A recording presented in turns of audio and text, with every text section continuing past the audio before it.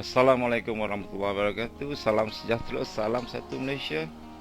Apa khabar? Berjumpa kita kali ini seterusnya dengan video kedua. Hari ini 9 bulan 3 2015 12:17 AM. Sebelum ni saya ada buat satu video selamat datang untuk grup kita. Very nice group. Baru dalam masa 2 hari, less than 2 days 3 days, kita sudah nearly ada 789, and saya add lagi 2 orang, and kita sudah ada 800 members. Right, very hot, very good. Terima kasih saya ucapkan kepada you all semua yang sudi datang ke sini. Okay, di sini Compression Master kita akan belajar basically based on supply and demand. Tapi sebelum saya ajar apa itu compression, apa itu supply and demand, saya nak tanya satu soalan. Satu soalan, kalau saya buat kelas dekat mana-mana dekat Setia Alam, saya ada buat kelas face to face di Setia Alam dekat kedai mamak saja, saya akan tanya satu soalan yang paling basic. Asas pergerakan pasaran, saya akan tanya pada semua student saya. Soalan pertama adalah kenapa price bergerak. Okey, kita tengok dekat chart ataupun kita tengok dekat mana-mana pair, you tengok price naik turun, tapi saya tak tahu kenapa dia turun, kenapa dia naik, kenapa sekejap dia naik besar, kenapa sekejap dia naik turun besar, kenapa dia, kita nak tahu kenapa price ni bergerak. Satu persoalan yang saya dapat jawab setelah 4 tahun hingga 5 tahun saya trade forex tanpa tahu kenapa price bergerak. And then baru tahun yang lepas saja, apabila belajar supply and demand, baru saya tahu kenapa price bergerak. So bila kita dah faham kenapa price bergerak, and then next persoalannya lah kita boleh follow trade. Barulah kita boleh trade dengan keadaan yang sebenar. Sebab kita tahu persoalan utama adalah kenapa price bergerak, and then barulah kita boleh trade, and then insyaAllah kita akan boleh buat keuntungan. Okay, itu soalan paling penting. Dan sekarang saya nak tanya you all, soalan ni saya nak tanya pada you all, kenapa price bergerak? Walaupun you all tak boleh jawab kat sini, ataupun you just sebab kalau you jawab pun I tak dengar, tapi kenapa price bergerak? What do you think? I give you 5 second. Okay, ramai akan jawab sebab ada buyer dan ada seller. Okay, memang ada buyer, ada seller. Dekat mana-mana pasaran pun ada buyer, ada seller. Dekat dalam dunia forex ada buyer, ada seller. Tapi tak semestinya price bergerak sebab bila ada buyer dan ada seller. Sebagai contoh, saya nak beli sekotak rokok dan Hill. Saya pergi kedai Giant ataupun saya pergi mana-mana kedai, saya sebagai buyer dan pekedai itu sebagai seller. That mean ada buyer, ada seller.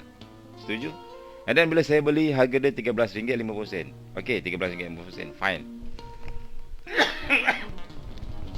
And then saya pergi pula dekat Giant.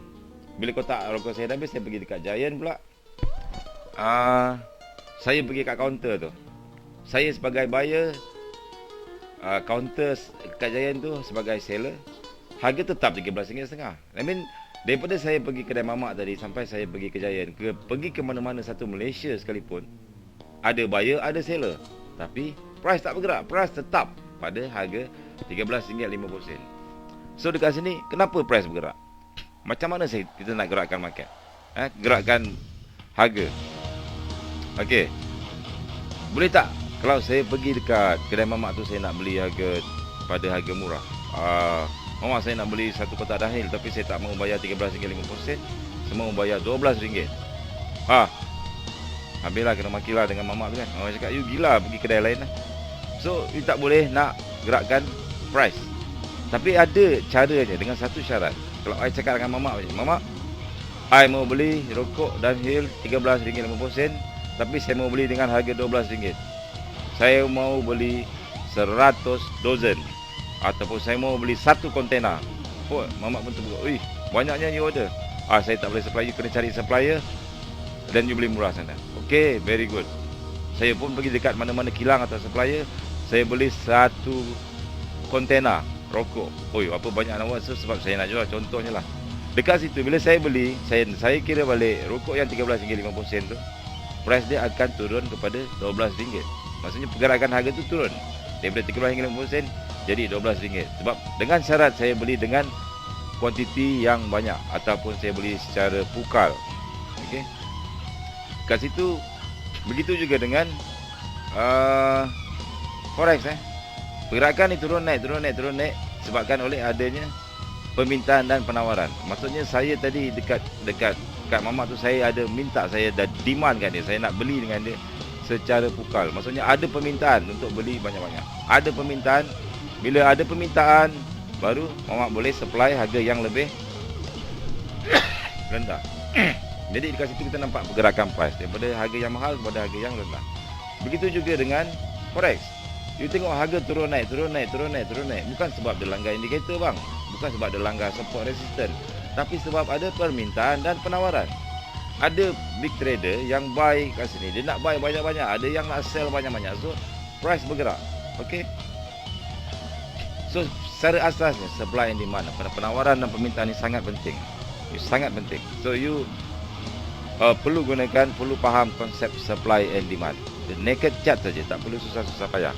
So whatever it is, supply dan demand sangat penting. So kita dah dapat tahu jawapan kita yang pertama. Kenapa price bergerak? Adalah sebabkan bukan kerana sebab ada buyer dan seller, tapi sebab ada supply and demand, permintaan ataupun penawaran. Sebab orang yang sama dia boleh jadi buyer dan dia boleh jadi seller. Tapi dekat supply and demand, as long you ada supply, as long ada demand, price akan bergerak.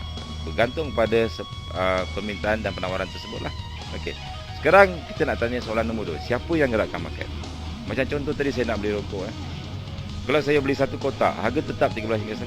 Tapi bila saya beli secara bukal, satu kontena bang, you bayangkan saya nak beli satu kontena, banyak tu. Saya beli secara bukal, baru saya boleh gerakkan harga daripada RM13 drop jadi RM12. So kat sini, untuk you gerakkan market, untuk you gerakkan harga, you perlu beli secara banyak-banyak. So in this case, dalam dunia forex ni, kita sebagai trader yang kecil-kecilan ni, bilis orang cakap, bilis trader, beli satu lot ataupun maksimum 10 lot ataupun 100 lot pun maksimum, you tak boleh gerakkan market. Sebab dunia pasaran ni nilai dia trilion satu hari transaksi dia. So untuk you gerakkan market, you kena follow big trader ataupun big player. Siapakah mereka? Biasanya mereka adalah banks. Bank akan beli secara bukal ataupun secara banyak. Big trader, saya suka panggil big trader ataupun big players. Setengah orang panggil big player. And mungkin hedge fund. Hedge fund ni contohnya macam KSP, whatever. Dia ada kumpulan wang yang banyak, mereka boleh beli secara banyak dan mereka beli jual secara banyak. Tapi satu cara, bila mereka beli secara banyak, mereka akan beli secara harga yang paling rendah supaya mereka dapat keuntungan. Okey. Contohnya macam saya beli satu kontena rokok ni, saya minta harga yang paling murah sekali. Kalau boleh RM12, kalau boleh RM11 satu kotak. Sebab apa? Saya nak jual balik pada market pada harga RM13.50 dan saya akan mendapat keuntungan di situ. Okey. Begitu juga dengan dunia forex lah. Big trader mereka akan letak buy order, buy limit, sell limit dengan keadaan dengan volume yang sangat besar supaya mereka senang untuk membuat keuntungan. So kita sebagai bilis trader ni tak boleh nak gerakkan market. So apa kita buat? Kita follow mereka.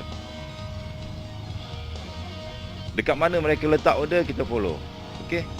Contohnya mereka buy, kita buy, mereka sell, kita sell, agak-agak boleh untung tak?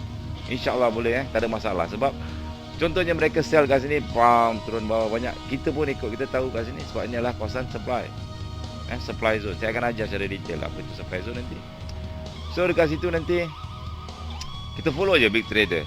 Big trader sell, kita sell. Big trader buy, kita buy. Agak-agak boleh untung tak? InsyaAllah boleh untung confirm. Tapi big trader ni satu dunia. Ada Soros, ada HSBC Bank, ada AIG Bank, ada big trader daripada Rusia, ada big trader daripada China, big trader daripada Japan. So mereka pun ada persaingan antara mereka sendiri. Tak ada seorang pun yang boleh control market. Okay, satu dunia berpusing-pusing, mereka playing the game. Alright. So kita daripada supply and demand saya akan ajar supply and demand, dan kita belajar macam mana dan kenapa ataupun bagaimana untuk membuat keuntungan melalui supply and demand. Melalui compression ni, salah satu contoh compression di sini Secara basicnya kita akan menggunakan supply and demand, kita akan membuat keuntungan melalui setup ini. Okey. Seterusnya untuk konsep kedua ni saya akan ajar pada next video. Okey, assalamualaikum, hingga berjumpa lagi next video insyaallah. Assalamualaikum warahmatullahi wabarakatuh.